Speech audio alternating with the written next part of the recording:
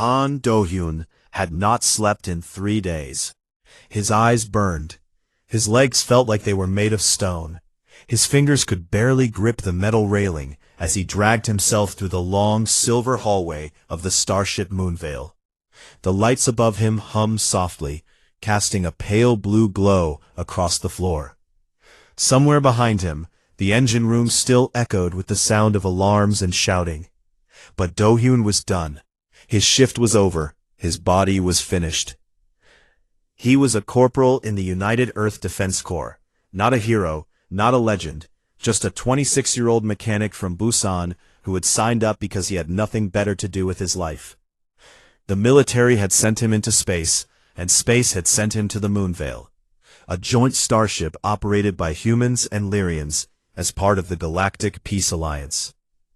The Lyrians were tall, taller than any human Do-hyun had ever met. Their skin had a faint silver glow, and their eyes were the color of deep ocean water. They moved like dancers and spoke like poets. Everything about them was graceful and sharp at the same time.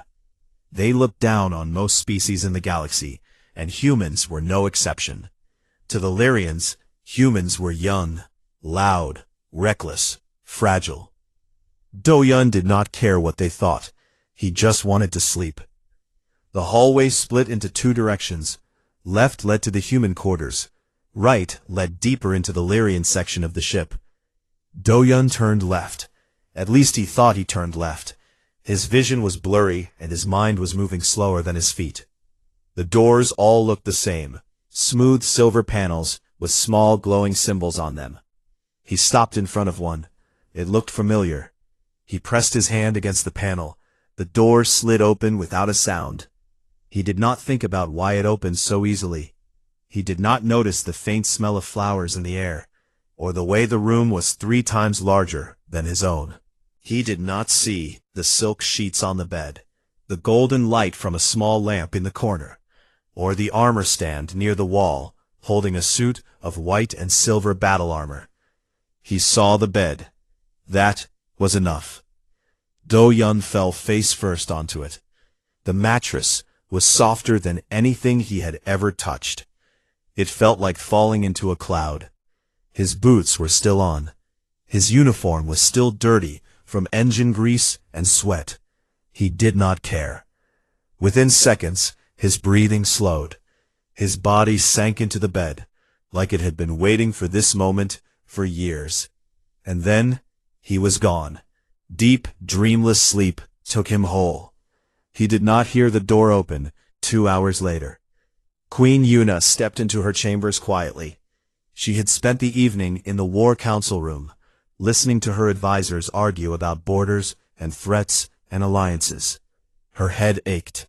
Her jaw was tight from clenching it all night. She wore a long dark robe over her silver gown, and her pale hair fell past her shoulders like water. Yuna was not just any Lyrian. She was the queen of the entire Lyrian Empire, a civilization that stretched across 47 star systems. She had taken the throne at the age of 19 after her mother was killed in a political attack. Since then, she had ruled with a cold hand and a sharp mind. No one dared to touch her. No one dared to speak to her without permission. She had not trusted another living being in over 10 years. She walked toward her bed and stopped. There was someone in it. A human. A dirty, greasy, snoring human lying face down on her royal silk sheets with his boots still on. Yuna stared at him. Her eyes narrowed. Her hand moved to the small blade she always carried at her side. One cut. That was all it would take. No one would question her. A human had broken into the queen's private quarters. She had every right. But she did not move. She stood there, watching him breathe. His back rose and fell slowly. His face was turned to the side, and she could see the dark circles under his eyes, the grease on his jaw, the scars on his knuckles. He looked exhausted. Not dangerous, not threatening, just tired. Yuna had seen tired before. She had seen soldiers collapse after battle. She had seen diplomats break down after long negotiations. But there was something different about the way this human slept. He was completely unguarded. There was no tension in his body, no fear. He had no idea where he was or what could happen to him. He simply slept, like the universe owed him this one moment of peace. She slowly removed her hand from her blade. For a long time, she just stood beside the bed. She did not call the guards. She did not wake him. She told herself it was because she was curious. Humans were strange creatures. Their bodies were weak, but they survived everything. They lived short lives, but they fought like they had forever. She had never been this close to one before. Not like this. Not when one of them was so completely open. Yuna sat on the edge of the bed. The mattress barely moved under her weight. The human did not stir. She looked at his face again. He was young, younger than she expected. His lips were slightly parted, and a strand of dark hair had fallen across his forehead. She felt something she had not felt in a long time. She was not sure what to call it. It was not love. It was not pity. It was something quieter, something like stillness. Without thinking, she lay down beside him. Not close, not touching, just on the other side of the bed, facing the ceiling, her hands resting on her stomach. The room was silent, except for his breathing. Yuna closed her eyes. For the first time in years, her mind was quiet. No voices, no threats, no plans. Just the soft sound of a stranger breathing beside her. She turned her head slightly and looked at him again. Then, slowly, like she was afraid of what she was doing, she shifted closer. Her head came to rest gently against his chest. His heartbeat was steady, strong, alive. And for the first time in 10 years, Queen Yuna of the Lyrian Empire fell asleep. When the morning lights activated across the ship, the royal guards came to check on their queen, as they always did. The door opened, and 2 tall Lyrian soldiers stepped inside. They stopped immediately. Their queen was asleep. Her head was resting on the chest of a human man none of them recognized. His arm had somehow moved around her during the night, resting lightly across her back. The second guard grabbed his wrist and stopped him. They stood there, frozen, staring at a scene that should not have existed. And Do-hyun slept on, completely unaware that his life had just changed forever. Do-hyun woke up slowly. The first thing he noticed was the warmth. Something soft and warm was pressed against his chest. The second thing he noticed was the smell. Flowers, clean air, something sweet and unfamiliar. The third thing he noticed was that this was not his bed. His bed was hard. His bed smelled like engine oil. His bed did not feel like sleeping on a cloud made of silk. He opened his eyes. The ceiling above him was high, much higher than his tiny room in the human quarters. Soft golden light filled the space from hidden lamps along the walls. The room was enormous. There were shelves with strange glowing crystals, a desk made of something that looked like glass, and a suit of white and silver armor standing near the far wall like a ghost watching him. Do-hyun's heart began to beat faster. He looked down. There was a woman lying against his chest. Her tail hair spread across his dirty uniform like moonlight on mud. Her eyes were closed. Her face calm and soft. She was beautiful in a way that did not feel real. Sharp cheekbones, silver-tinted skin, lips slightly parted in sleep. One of her hands rested lightly on his arm. She was Lyrian. Do-hyun stopped breathing. His brain, still waking up, tried to understand what was happening. He was in a Lyrian room, a very large, very expensive Lyrian room. There was a Lyrian woman sleeping on his chest. She was wearing a silver gown under a dark robe. There was armor in the corner that looked like it belonged to someone very important. His eyes moved to the crest above the armor stand. It was a symbol he had seen 100 times on the ship. On flags, on doors, on uniforms. A crescent moon wrapped around a single star. The royal crest. Do-hyun felt the blood drain from his face. This was the queen. He was lying in the queen's bed. The queen of the Lyrian Empire was sleeping on his chest. His dirty, greasy, unwashed chest. He wanted to scream. He wanted to run. He wanted to disappear into the floor and never exist again. But he could not move, because if he moved, she would wake up. And if she woke up, he would probably die. Too late. The door slid open, and 2 Lyrian guards stepped inside. They were tall, almost 7 feet, and their silver armor caught the golden light of the room. Their faces were cold and sharp. One of them had a long blade in his hand. The other had his hand on the handle of his weapon, but had not drawn it yet. They looked at Do-hyun. Then they looked at the queen. Then they looked at Do-hyun again. The one with the drawn blade took a step forward. Do-hyun raised his free hand slowly, palm open. His voice came out as a whisper. "I can explain." He could not explain. He had no explanation. He had walked into the wrong room because he was too tired to read a door panel. That was his explanation. He was going to die because he could not read a door panel. The guard with the blade moved closer. His eyes were filled with cold rage. He spoke in the Lyrian language, fast, sharp, full of sounds Do-hyun did not understand. But the meaning was clear.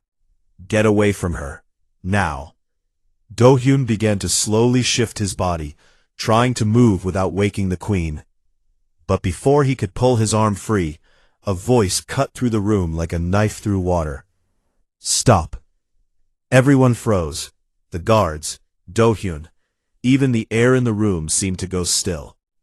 Queen Yuna opened her eyes. She did not move from Do-hyun's chest. She did not sit up. She did not look afraid or surprised.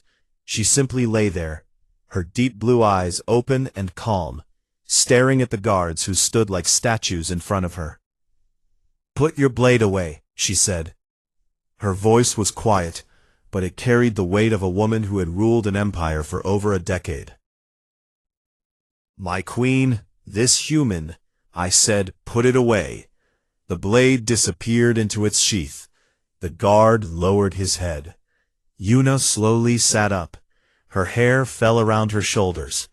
She looked down at Do-hyun, who was lying completely still, eyes wide, barely breathing.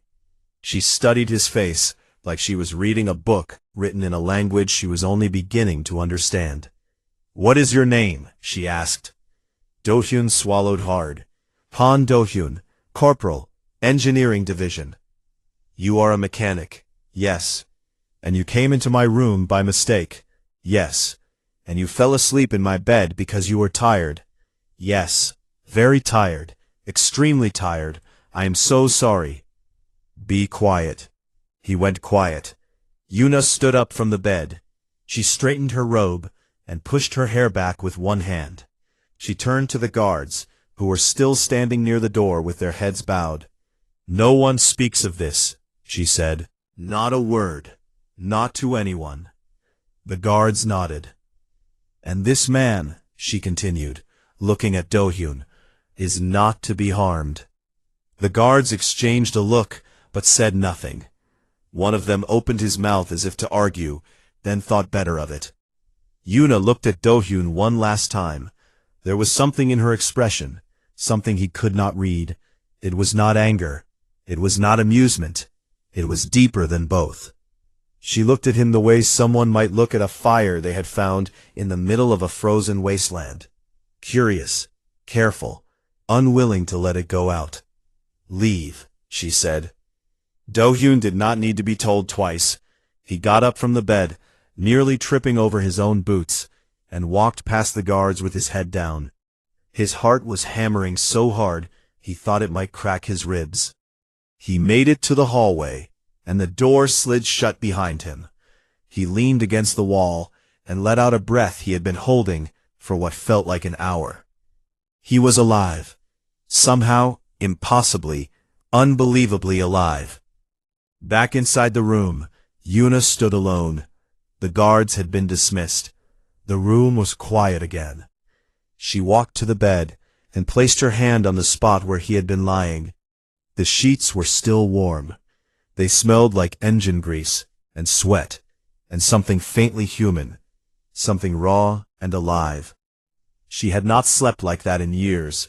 No dreams, no fear, no waking up in the middle of the night with her hand reaching for a weapon. Just silence, just peace, just the steady sound of a heartbeat that did not belong to her. She pressed her fingers into the sheets and closed her eyes. She needed to forget this. She was a queen. He was a mechanic, a human mechanic. There were 1,000 reasons why this moment should mean nothing. But when she opened her eyes, she did not call for the sheets to be changed. She left them exactly as they were. Do-hyun spent the rest of the day hiding in the engine room, tightening bolts that did not need tightening, and checking pipes that were already fine. His hands were shaking. His mind kept going back to the same image, the queen's blue eyes looking up at him from his chest, calm and unafraid. He told himself it was an accident, a mistake, a one-time disaster that he had somehow survived. He told himself to forget about it. But he could not stop thinking about the way she had said his name, quiet and careful, like she was holding something fragile between her fingers. He tightened another bolt and stared at the wall. Something had changed. He did not understand it yet, but something in the universe had shifted, and it was not going to shift back. 3 days passed, and Do-hyun thought he was safe. He went back to his routine. Wake up, eat, report to the engine room, fix things, eat again, sleep. Simple, boring, exactly the way he liked it. No one looked at him differently. No one whispered behind his back. The guards had kept their word. The secret was buried. Then, on the 4th morning, everything broke apart. Do-hyun was elbow-deep inside a cooling unit when a hand tapped his shoulder. He turned around and saw Lieutenant Bora standing behind him. She was the highest-ranking human officer on the Moonvale, a sharp woman with short black hair and the kind of eyes that never missed anything. "Corporal Han," she said, "you have been summoned." Do-hyun wiped his hands on a rag. Summoned where? The Lyrian throne hall. The rag fell from his hands. The throne hall was in the center of the Moonvale. It was not a room. The ceiling rose so high it disappeared into shadow. Pillars of white stone lined the walls, and between them hung banners of deep blue and silver, each one carrying the royal crest. The floor was polished so perfectly that Do-hyun could see his own reflection staring back at him with wide, terrified eyes. At the far end of the hall, on a raised platform of crystal, sat Queen Yuna. She looked nothing like the woman who had slept on his chest. She wore full royal armor, white and silver, with gold running along the edges like veins of light. Her hair was pulled back, and a thin crown of silver rested above her forehead. Her face was cold. Her posture was perfect. She sat on the throne like she had been carved from the same stone as the pillars around her. The hall was full. Lyrian officers, advisors, diplomats. Dozens of them stood in rows along the walls, their tall figures like statues in silver. On the other side, a smaller group of human officers stood together, looking nervous. Do-hyun walked down the center of the hall alone. Every step echoed. Every eye was on him. He had never felt so small in his life. He stopped at the base of the platform and bowed. He did not know the proper Lyrian bow, so he just bent at the waist and hoped it was enough. "Corporal Han Do-hyun," Yuna said. Her voice filled the hall without effort. "Step forward." He stepped forward. "4 nights ago," she began, "this man entered my quarters without permission." A murmur rippled through the crowd. The Lyrian officers shifted. Some of them placed their hands on their weapons. The human officers went pale. Do-hyun's stomach dropped. This was it. She had waited 4 days to make it public. She was going to make an example of him. He was going to be executed in front of every person on this ship. He closed his eyes and waited. He entered by mistake, Yuna continued. He was exhausted from his duties and wandered into the wrong room. He fell asleep in my bed. The murmur grew louder. One of the Lyrian advisors, an older man with a long scar down his cheek, named Lord Taeho, stepped forward. My queen, this is a serious offense. A human in the royal quarters. I am not finished, Yuna said. Taeho went silent. That night, Yuna said, and for the first time her voice softened, just barely, like a crack in a frozen lake. I slept without waking. For the first time in 10 years, I closed my eyes and did not reach for my blade. I did not dream of my mother's death. I did not hear the voices of those who wished to take my crown. The hall was completely silent now. Not a single person moved. I have consulted the old laws, she said. There is a tradition, older than the empire itself. When a sovereign finds peace in the presence of another, that person may be named as the royal guardian. It is not a title of war. It is a title of trust. She looked directly at Do-hyun. I am naming Corporal Han Do-hyun as my official guardian. The silence shattered. Voices erupted from every direction. Lord Taeho stepped forward again, his face red with anger. This is unheard of. He is a human, a mechanic. He has no rank, no bloodline, no. He has my trust, Yuna said. That is more than I can say for most of you. The words landed like a slap. Taeho stopped talking, but his eyes burned with fury. Around the room, other Lyrian officers exchanged dark looks. This was not just unusual, it was an insult. The Queen was placing a human above them, a human who fixed engines. On the other side of the hall, Lieutenant Bora stood with her arms crossed. She did not smile, but there was something in her eyes, a flicker of something between pride and worry. Do-hyun stood at the base of the throne, and his mind was completely blank. He could feel hundreds of eyes on him. He could feel the hatred from the Lyrian side and the shock from the human side. He could feel the weight of a title he had never asked for, pressing down on his shoulders like a mountain. He looked up at the Queen. She was watching him with those deep blue eyes, and for just a moment the mask slipped. Behind the crown and the armor and the cold expression, he saw the woman who had laid her head on his chest and fallen asleep like the universe could not hurt her. Do you accept? She asked. Every smart thought in his brain told him to say no, to bow, to apologize, to go back to the engine room and disappear. This was not his world. These were not his people. He was a mechanic from Busan, who could barely keep his own life together. He had no business standing in a throne hall. But something else, something deeper, something that did not care about logic, pushed the word out of his mouth before he could stop it. Yes. The hall erupted again. Voices rose. Arguments broke out between Lyrian officers. Lord Taeho turned and walked out, his long coat sweeping the floor behind him. 2 other advisors followed. Yuna raised her hand, and the room fell silent. The decree is made, she said. Corporal Han Do-hyun will serve as the royal guardian of the Lyrian throne, effective immediately. He will be given quarters near my own. He will be present at all council meetings. He will be under my direct protection. She stood from the throne, and every person in the room bowed, some willingly, some with visible disgust. She walked down the steps toward Do-hyun. Up close, she was taller than him, not by much, but enough that he had to look up slightly to meet her eyes.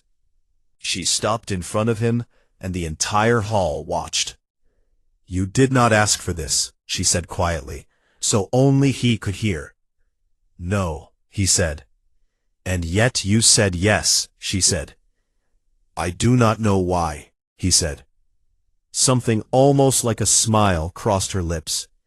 It was gone before he could be sure it was real. "That is why I chose you," she said. "Because you did not want it." She turned and walked out of the hall. The crowd parted for her like water around a stone. Do-hyun stood alone in the center of the room, surrounded by silence and stares. Lieutenant Bora appeared beside him a moment later. She put a hand on his shoulder and squeezed. "You know," she said quietly, "you could have just said no." Do-hyun stared at the empty throne. "I know. So why did you say yes?" she asked. He thought about it. He thought about the sound of her voice when the mask came down. He thought about the way her hand had rested on his arm while she slept. He thought about a queen who had not trusted anyone in 10 years, choosing to trust a stranger who wandered into her room by accident.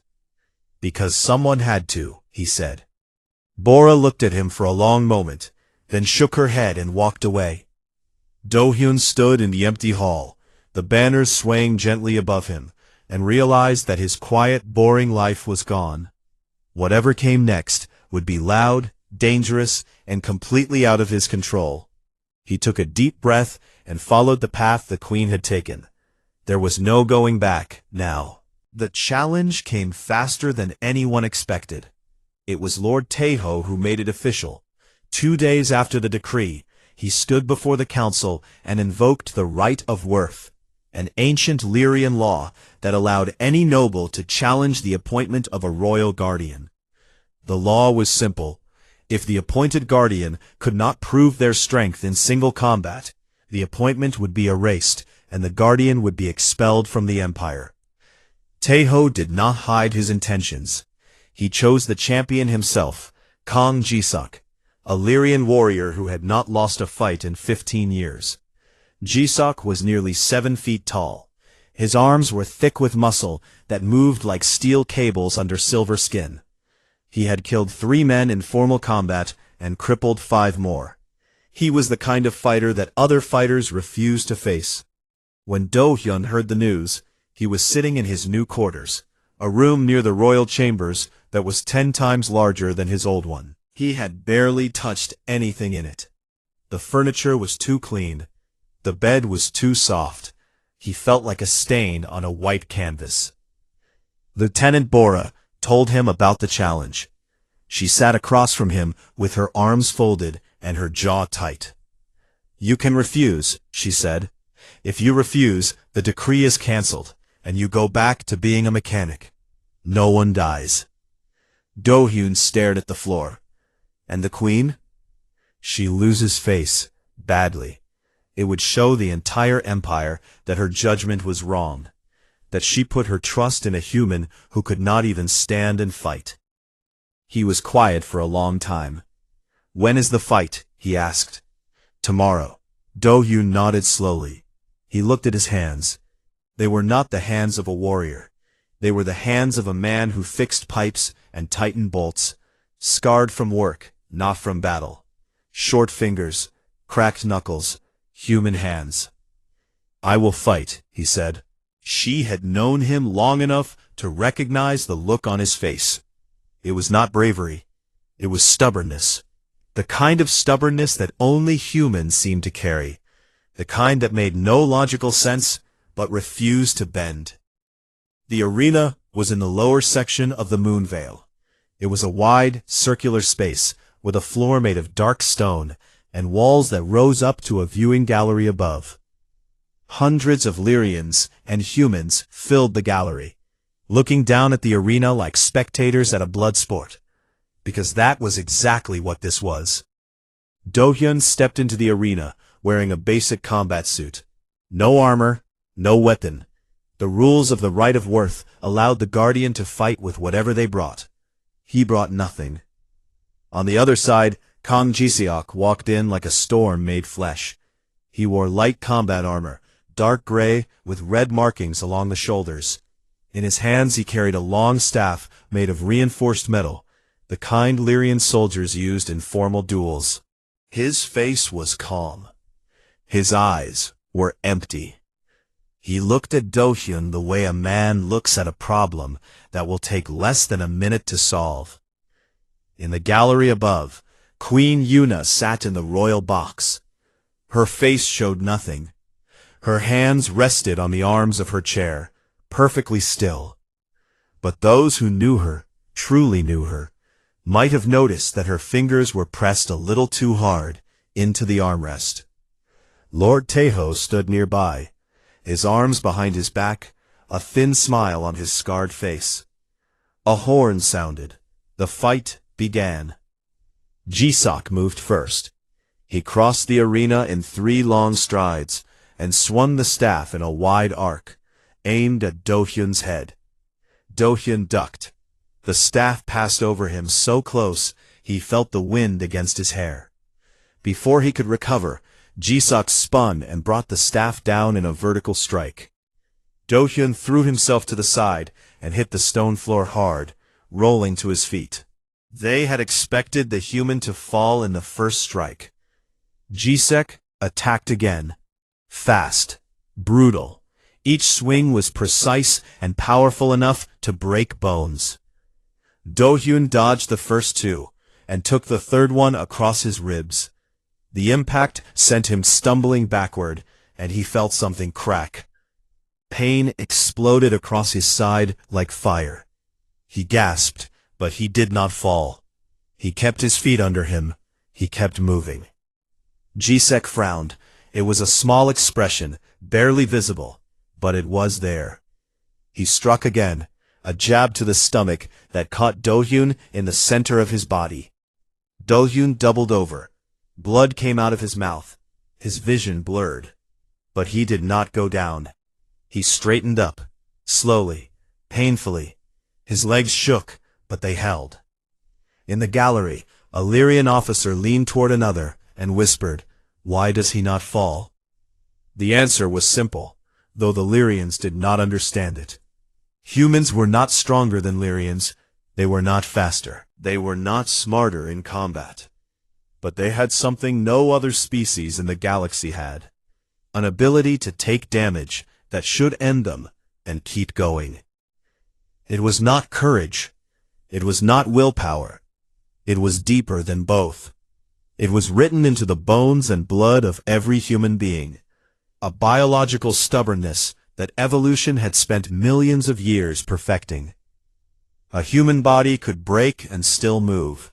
A human heart could be failing and still beat.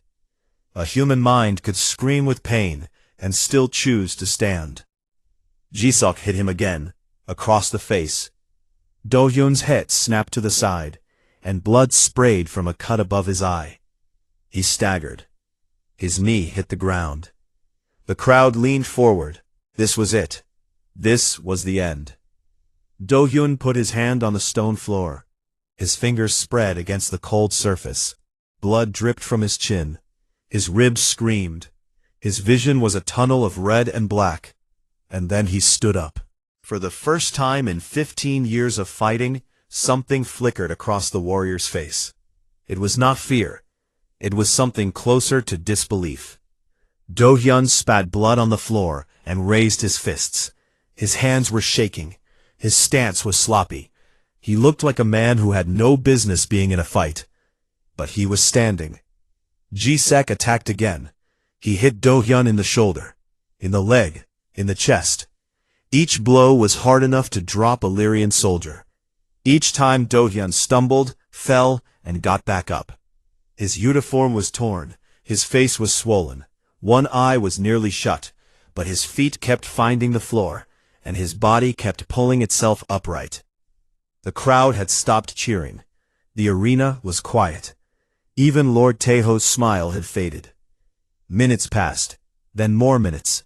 Jisek was breathing hard now. Not from exhaustion, from confusion. He had never fought someone who simply refused to stop. Every warrior he had ever faced had a limit. A point where the body said enough, where the mind accepted defeat. This human did not seem to have one. Do-hyun fell again, both knees this time. His arms hung at his sides. Blood pooled on the stone beneath him.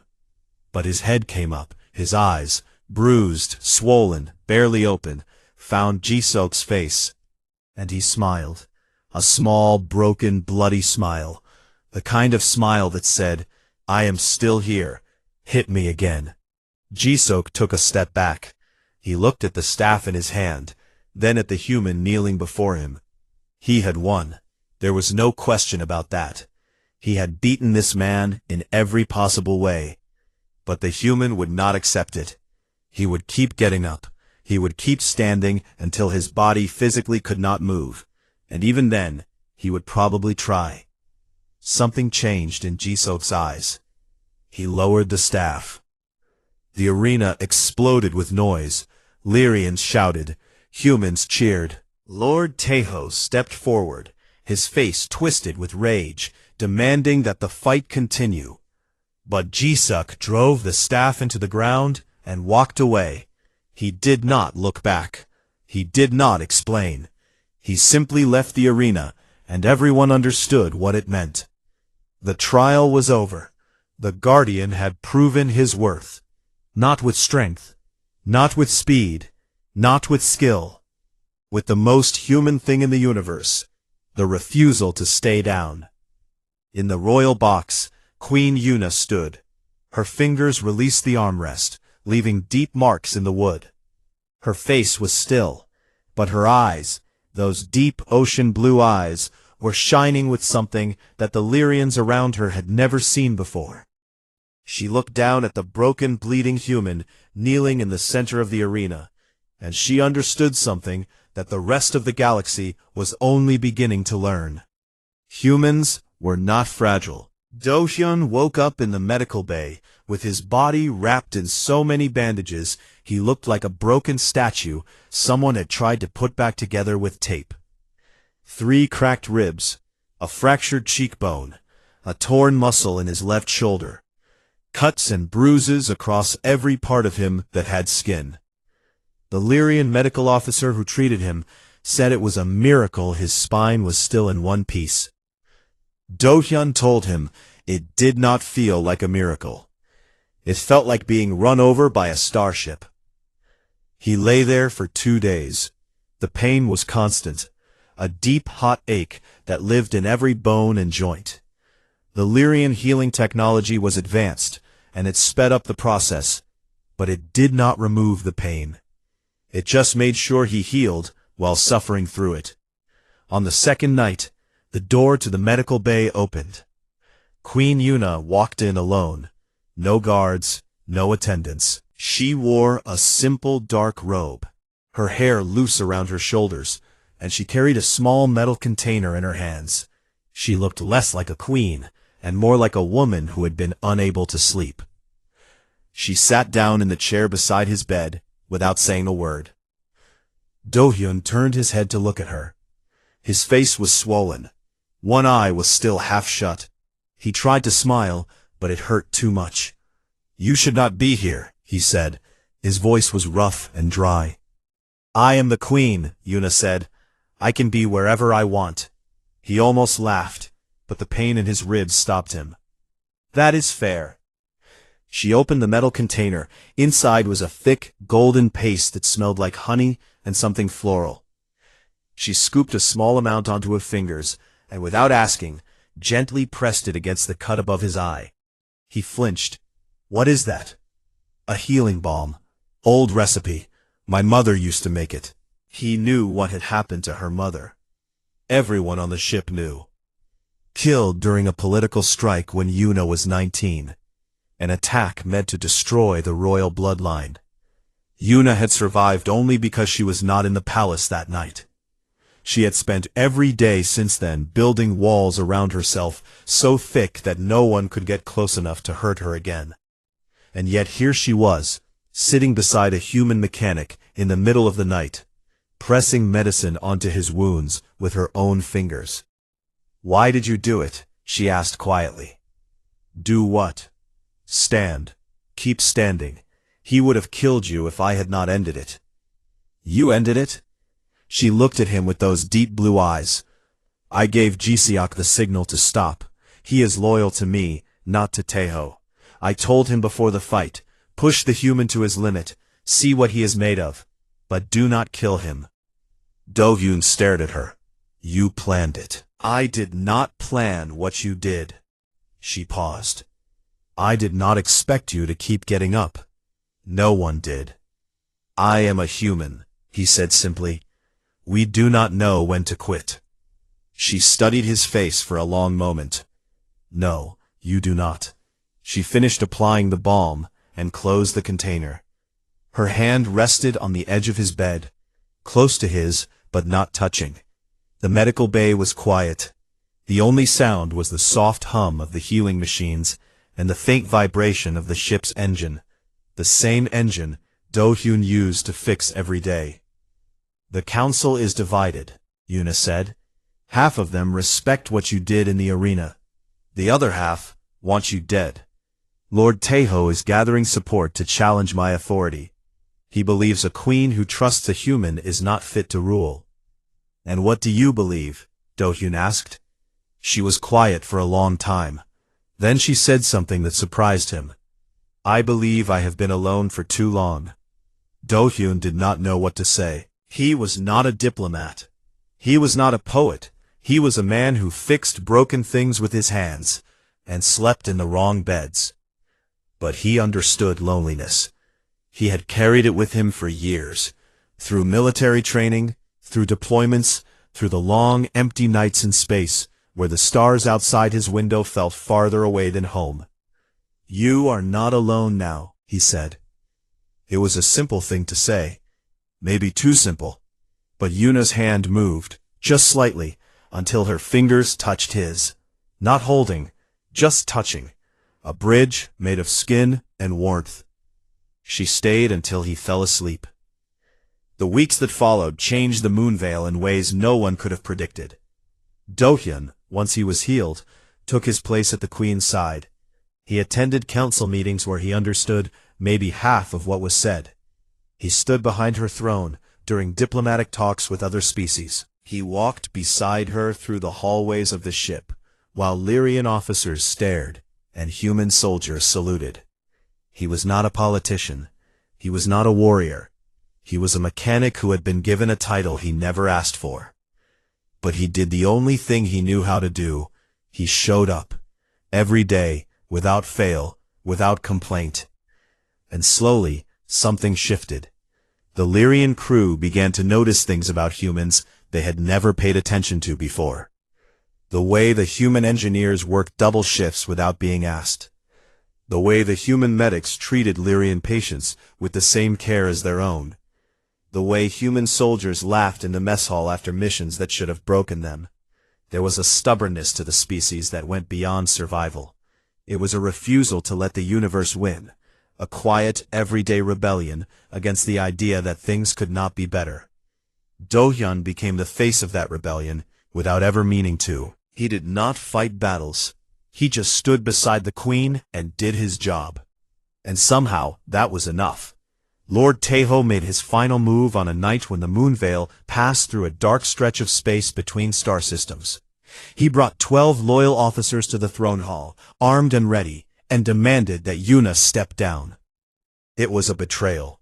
A small one, by the standards of galactic politics, but a betrayal all the same. Taeho stood in the center of the hall with his hand on his blade, and told the Queen that her obsession with the human had made her weak. Yuna sat on her throne and listened. Her face was stone. Her eyes were ice. Do-hyun stood beside the throne, unarmed, his hands at his sides. He looked at the 12 armed officers and felt the old familiar fear rise in his chest. The same fear he had felt in the arena. The same fear he felt every time life put something in front of him that was bigger than he was. He did not run. He stood there because that was what he did. He stood there because a queen who had not trusted anyone in 10 years had chosen to trust him, and he was not going to make her regret it. Taeho drew his blade, and then something happened that no one in the hall expected. Kang Ji-sok, the warrior who had beaten Do-hyun in the arena, stepped out from the shadows behind the throne. He was not alone. Beside him stood 6 Lyrian officers, all with their weapons drawn, all facing Taeho. You should have picked your allies more carefully, Jisok said to Taeho. His voice was calm. His eyes were steady. Taeho looked at the warriors facing him, then at the queen, then at the humans standing beside her. You have made the empire weak, he said, his voice shaking with fury. Yuna stood from the throne. She walked down the steps slowly, each footstep echoing in the silent hall. She stopped in front of Taeho and looked up at the man who had served her court for 20 years. No, she said. I have made it honest. Taeho and his followers were removed from the Moonveil that night. Some were sent to outposts on the edge of Lyrian space. Others were stripped of their titles. The betrayal was small, but the message was loud. The Queen's authority was not open for debate.